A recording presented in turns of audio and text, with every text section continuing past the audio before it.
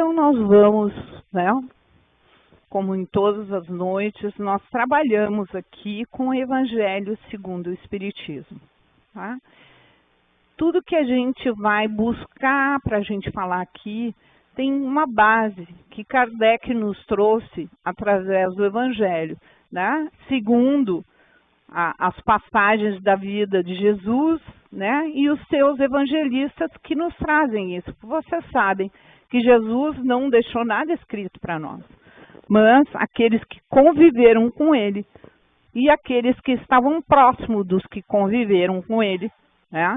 Nos deixaram muitas coisas que Jesus, na passagem dele junto de nós, um evangelho de muito amor, de muita instrução, muito valioso para nós. Tanto que a palavra evangelho quer dizer boa notícia. Tá? Então, Kardec, ele deixou algumas instruções para que a gente pudesse nos guiar dentro desse evangelho, desses 28 capítulos. Tá? Porque tem muita coisa dentro do evangelho que ela fica ininteligível.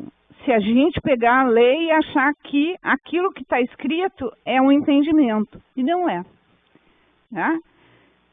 Jesus usava metáforas para falar com o povo na época.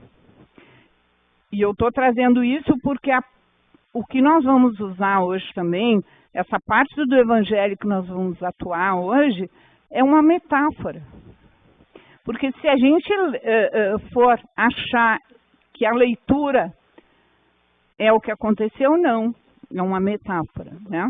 Então Jesus falava assim, e Kardec, ele também, ele fez explicações, o Evangelho, os seus 28 capítulos, eles têm 4 capítulos, que são os primeiros 4, não vim destruir a lei.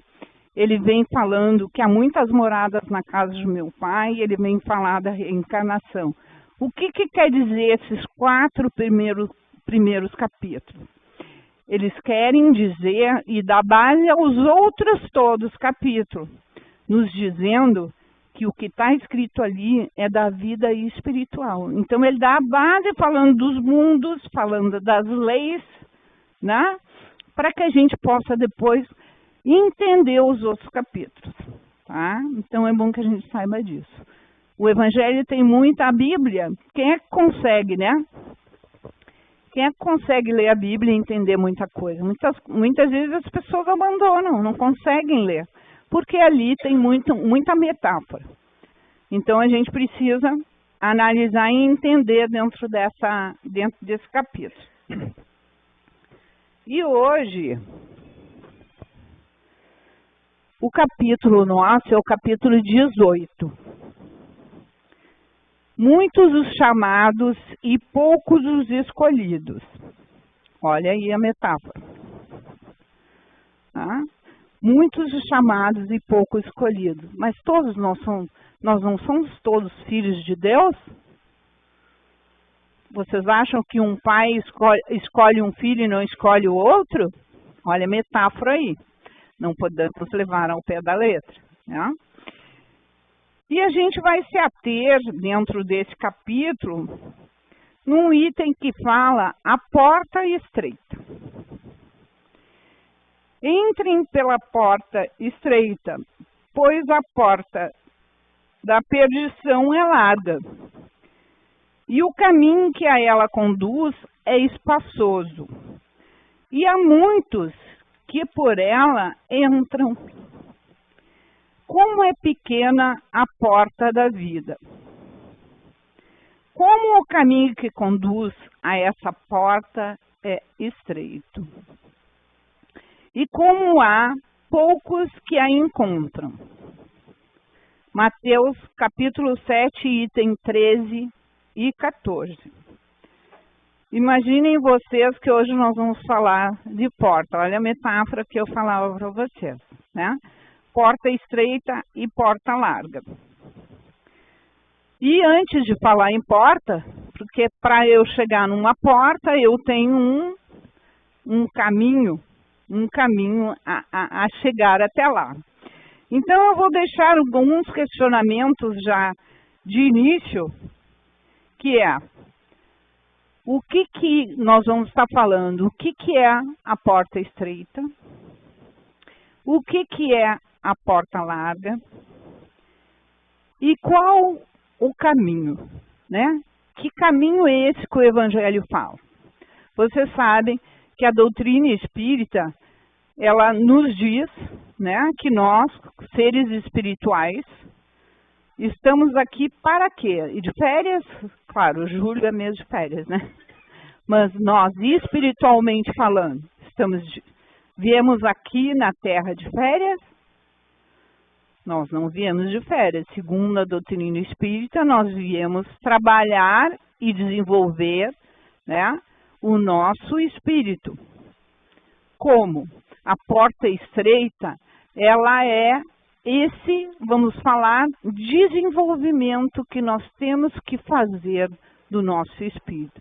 Por que ele fala que todo o mal está guiado na porta larga? Por que a porta larga todo mundo entra? Porque a porta larga, diferente da porta estreita, a porta larga não tem regras. A porta larga, ela está aberta. Imaginem vocês uma porta onde todo mundo pode entrar e sair. Não tem regras, né? Não tem restrições. Tá? O quanto a porta estreita, ela já é uma porta que tem as suas regras, né? Tem a abertura dela é menor, nós temos que fazer escolhas, né? E por que a gente não faz? Porque muitas vezes para nós é mais fácil nós usarmos a porta larga. Por quê? Vamos trazer numa situação do nosso dia a dia. Tá? Nós temos situações que nós temos que fazer escolhas. Muitas vezes nós temos do nosso trabalho uma chefia um pouco dificultosa. Tá? Muitas vezes nós temos familiares difíceis. Tá? Muitas vezes nós temos relacionamentos difíceis. E por aí vai.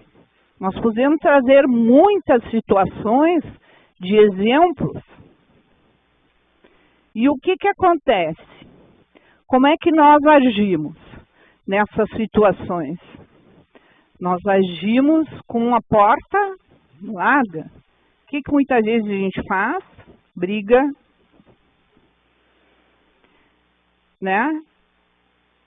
A gente se magoa. A gente tem, nesses relacionamentos todos, nós temos ressentimentos. Tá? E isso não tem regra. Tá? Então, nesse sentimento, nós nos perdemos.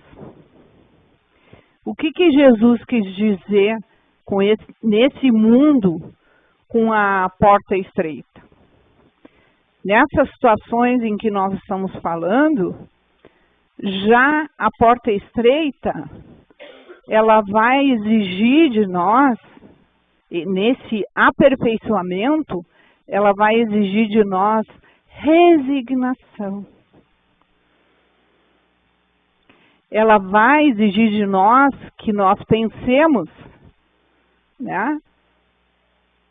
Que nós tenhamos o lado mau e o lado bom, porque nós temos os dois lados. Então, que a gente faça, por exemplo, se nós temos familiares difíceis, ela vai nessa porta estreita, difícil, ela vai dizer, pensa, não reage por impulso. Deus é misericordioso. A lei é amar a Deus sobre todas as coisas e ao próximo como a ti mesmo. se nós viemos desenvolver o nosso espírito, lá nós escolhemos os nossos familiares, os nossos pais, nós escolhemos, e aqui a gente escolhe o nosso trabalho, está tudo a nossa escolha, o caminho fomos nós que escolhemos antes e agora. Mas nós ainda não conseguimos escolher a porta estreita.